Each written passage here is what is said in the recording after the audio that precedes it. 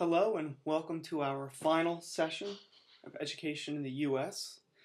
This final session is brief, as final sessions typically are in college classes. I'm going to do a very brief lecture, and I know I've probably said this on a number of lectures that ended up not being brief, but this one truly will be brief.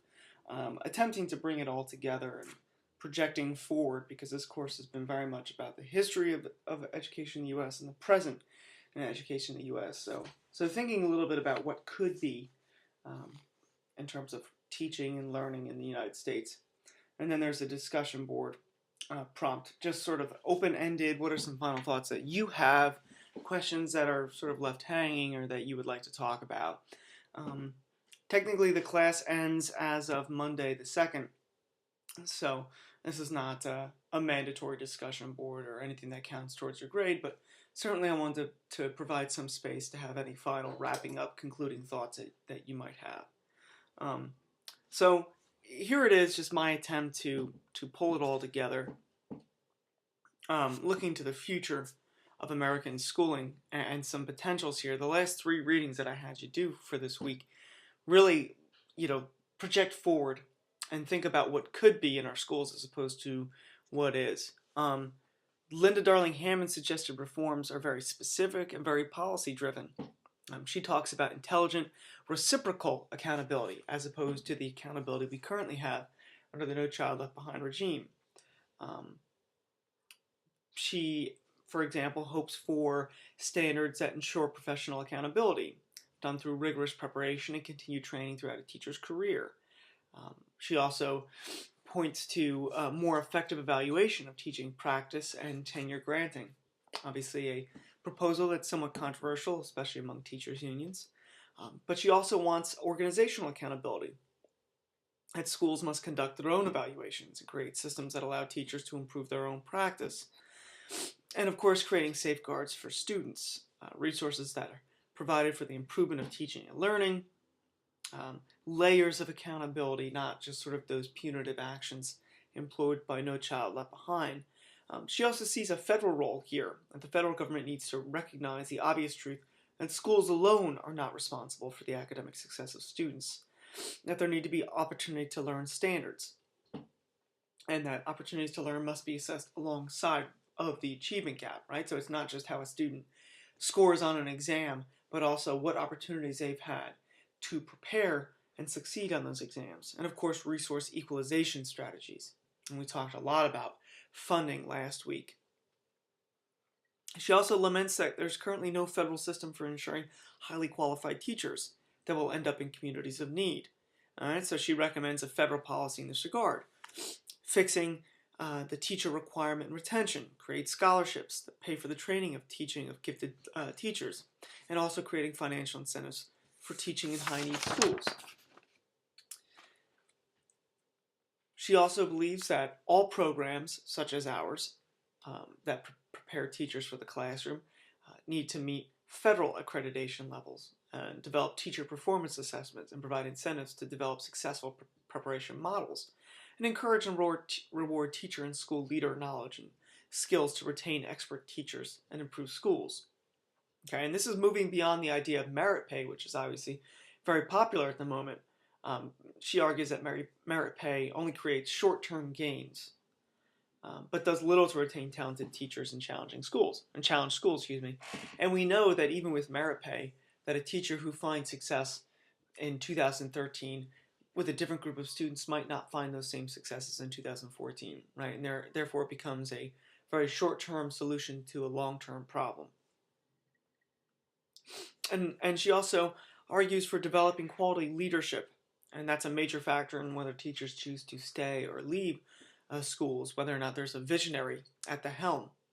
And she argues for federal and state funding that should go to singling out talented teachers and training them for leadership roles, and suggests the creation of a national leadership academy, which she compares to like a West Point, but for principals. And he also read Eisner's Ideal School, okay, and his approach is much more local, right? What can individual schools do? How can they reform themselves so that they can begin closing the achievement gap? And his is Very philosophical. His approach is very much based, I hope you could see it in this reading, though he doesn't mention this person by name, but very Deweyan, right? Very inspired by the ideas of John Dewey and John Dewey's ideal school. So among other things, he suggests providing time during the school day each week for teachers to meet to discuss and share their work. Not time after school when you're exhausted and ready to go home, or you've got a pile of papers to grade, or you've got lessons to plan, but during the school day, actual time carved out. Having principals spend about a third of their time in the classrooms so they know firsthand what is happening in the schools they administer. And this is a very common complaint of principals, is that they spend a lot of time meeting with the Board of Ed, a lot of time meeting with the superintendent, or people in the central office, or in their own offices, but not meeting with their own teachers, not knowing what's going on in their own classrooms. And you could fill a book if you just went around to any random school and talked about teachers and the gap between the administration and between what happens in their classrooms. It says that ideal schools would not hold as an ideal that all students get the same destinations at the same time, right? That differentiated model of instruction. The goal is to help children become who they are, not who they are not. Very Deweyan, right?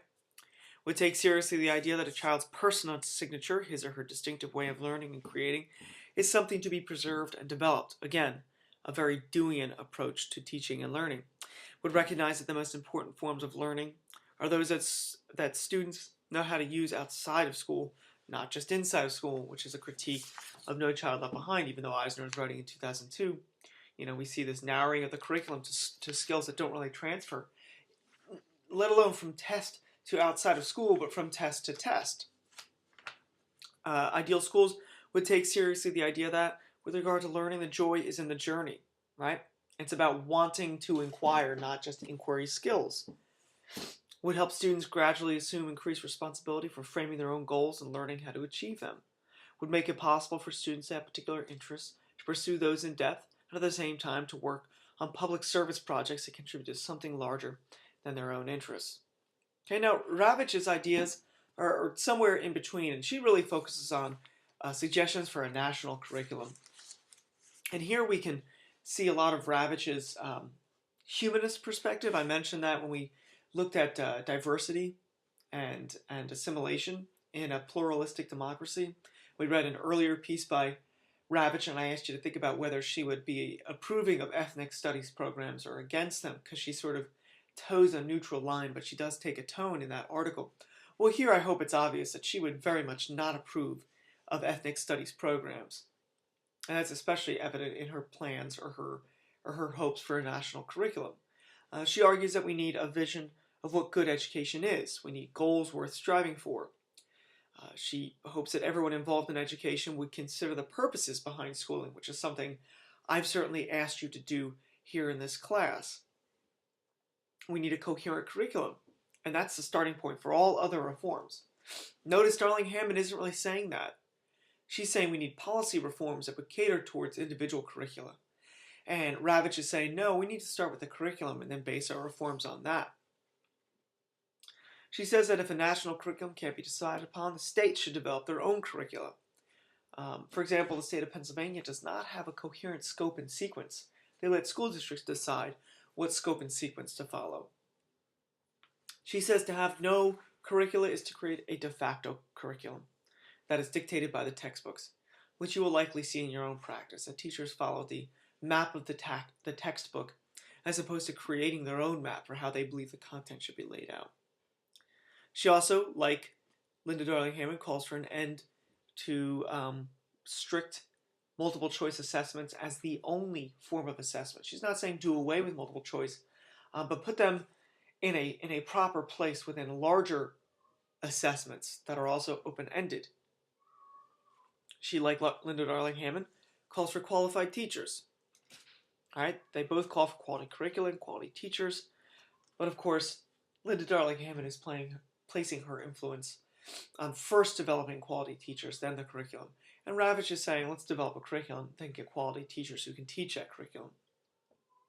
And like all of our writers throughout this course, Ravitch argues for the need to address the achievement gap in early childhood education.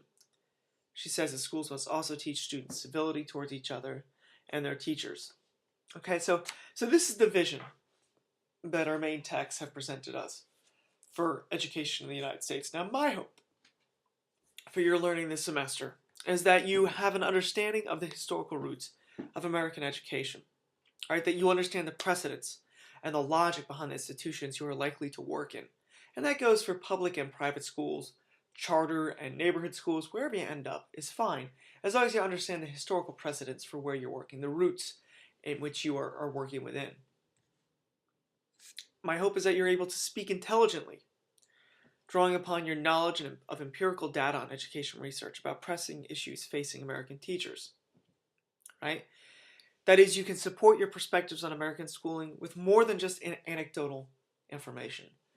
We work in a rarefied field where those of you who maybe never venture off into private industry will never know what life is like outside of the schools that you work in and that you've learned in. So it's important that we develop a more broad understanding of the systems and the institutions, that we don't just see the forest for the trees, right? That we can make arguments about our profession, drawing on more than just our own narrow understanding, but on what's been written about the big picture. I hope that you can articulate your perspectives on teaching and learning in American schools, that is, your philosophy of education. There's a practical goal there in having you develop your own philosophy of education, which has to do with the fact that there's a likelihood when you look for jobs you're going to be asked to submit a philosophy of education. But it's also, I hope that you could think about your aims for the classroom and how you believe young people learn and what that means for the methods of whatever you do in the schools, whether you're working as an elementary teacher, a secondary teacher, you're working as a speech pathologist, you're working as a counselor, whatever it is, you're able to speak coherently about what it is you believe is supposed to happen in schools. That you can defend your professional choice to work in schools, using the work you've done in the aforementioned areas and given the political sites that we know schools are. Okay, you might not agree with everything Giroux said way back in our 4th week of class, but he does have it right when he says that schools are political sites. They're not neutral sites. In addition, our profession is almost constantly under some form of attack. Part of that has to do with the historical precedent of teaching being a primarily feminine profession, making it vulnerable. Another cause of this is the fact that teachers work oftentimes in public schools, most of the time in public schools, and as a result, we're bent to the whims of the voters. And oftentimes it encounters or engenders a certain amount of resentment on the part of the public in general, right? That classic, those who can do, those who can't teach, right? One of the most condescending phrases that people say as if it's common sense and as if it means anything coherent, as if teaching isn't doing anything. It's nonsense, right? And as you go through your profession, if you have friends who did other things with their lives and perhaps made more money than you, they might take up that perspective. And you might find yourself a part of the public debate over education in this country, as teachers in Wisconsin have done more recently, as teachers in Chicago have, teachers in New York will, as teachers that, like my colleagues in Pennsylvania, who just settled their contract months ago. Okay, you'll find yourself being forced to defend what you do. And I hope that this class is giving you some evidence and some theoretical foundation for what it is, and encourage you to take some pride in the work that you do and the choices that you make. And finally, I hope that you can envision a future of education in the U.S. that is better than our present. And I leave you with that. This semester has flown by for me, as I'm sure it is for you. They all tend to, but this one was particularly fast. I applaud your patience in dealing with me, being a first-time teacher of an online course. Some of you are already teachers, so you know this, but I've found that whenever you teach in a place for the first time, you remember those teachers, those students that you had best. And certainly this has been a learning semester for me, and I'll never forget the work that we've done here. I hope that you've been able to take some of the above goals and can work with them as you move through your careers. So Any final thoughts that you have for the course, please post them on the discussion board when you have a chance.